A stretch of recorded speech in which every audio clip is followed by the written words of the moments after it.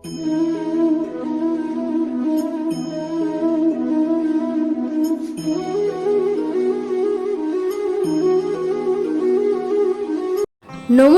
বন্ধুরা, রাধে রাধে সকলকে। আশা করছি আপনারা সকলেই খুব ভালো আছেন।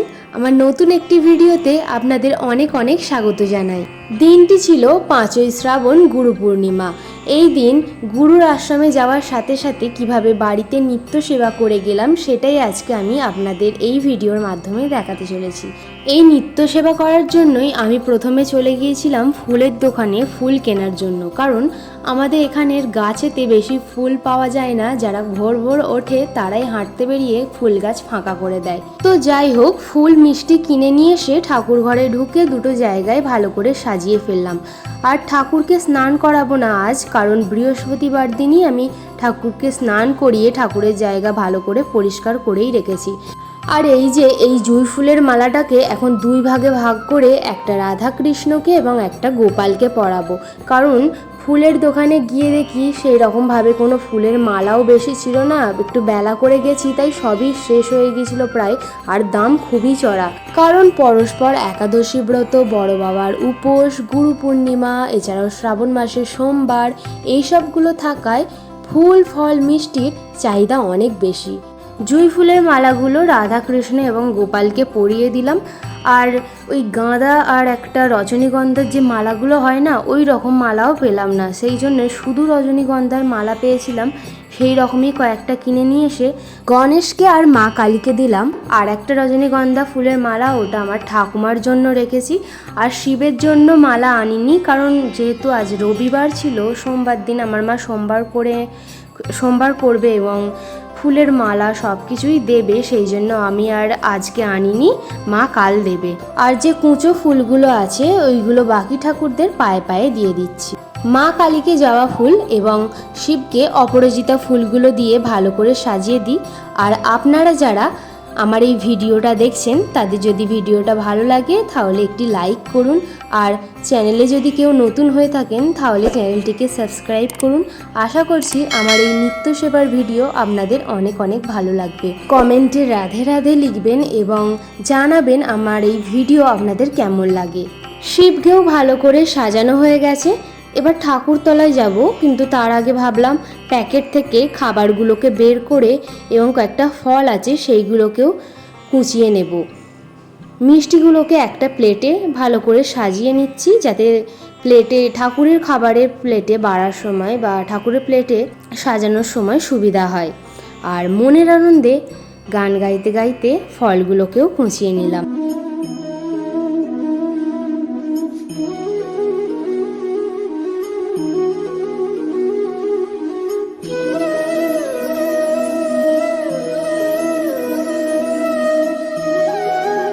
মিষ্টি এবং ফলগুলো কাটা হয়ে গেছে, ওগুলোকে এক সাইডে রেখে সলতে পাকানো শুরু করে প্রদীপটা ভালো করে সাজিয়ে ফেললাম, কারণ প্রদীপটা জ্বালবো। আর ধূপগুলোকেও জেলে নিচ্ছি, জেলে এবার ঠাকুরতলায় যাব।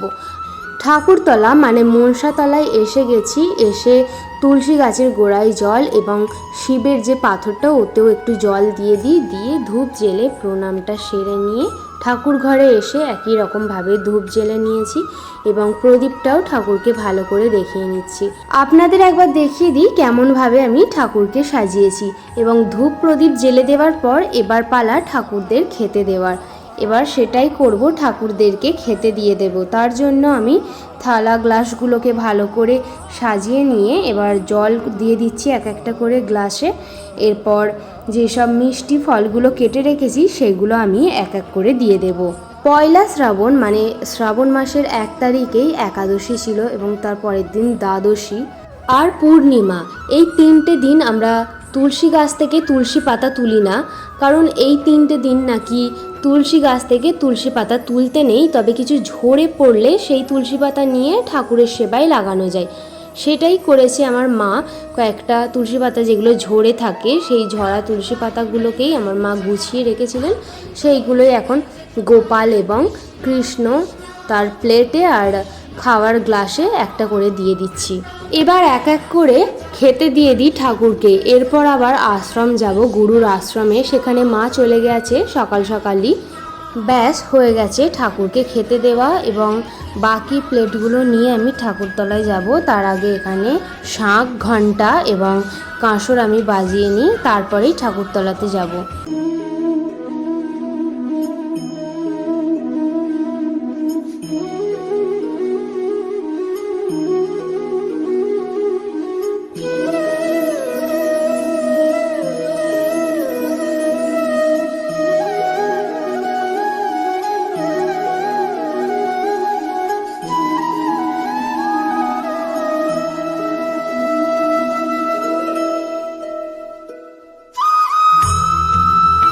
ঠাকুরতলাতেও খেতে দেওয়া হয়ে গেছে, ঠাকুর ঘরে চলে এসেছি।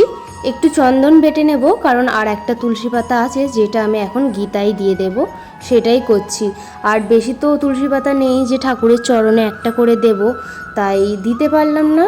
সেই জন্য একটু একটু চন্দন নিয়ে গোপাল, কৃষ্ণ, রাধারানী এবং মহাদেবের কপালেতেও দিয়ে দিলাম। তারপর ভাবলাম আজ তো গুরু পূর্ণিমা, প্রত্যেক দিন 12 বার করে গুরু মন্ত্রটা জপ করে থাকি, আজ নয় 108 বারই বলি, তাই 108 বার নিজের গুরু মন্ত্রটা জপ করে নিলাম। আজ গুরু পূর্ণিমার মতো একটা শুভ দিন, সেই জন্য একটু গীতা পাঠও করে নিলাম।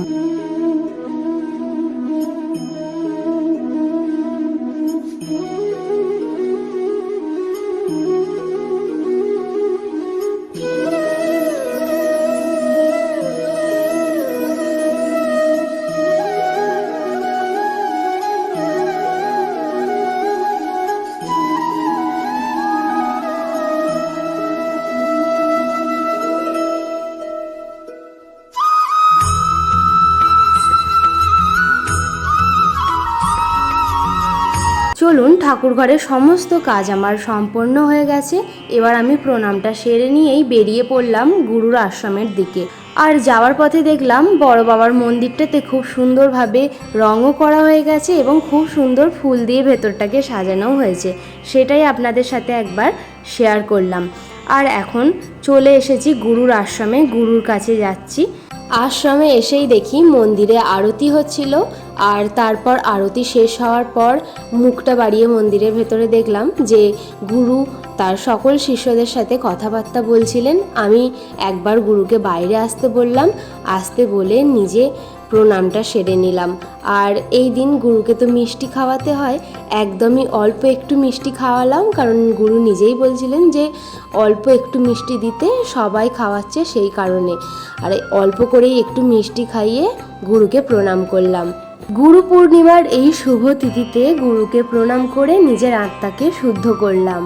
গুরু পূর্ণিমার দিন প্রতিটি গুরুর কাছে সকল শিষ্যরাই ফুলের মালা, মিষ্টি, বস্ত্র যে যেই রকম পারে সেই রকম দিয়ে গুরুর সেবা করার চেষ্টা করেন। আমি গুরুর কাছ থেকে আসার পর তারপরে এখানে এলাম, দেখি বৌদিরা লুচি ভাজছে, আর এইদিকে আমার মা, সেও সকাল থেকে এসে অনেক কাজ করছে, ময়দা মাখছে, বেলছে।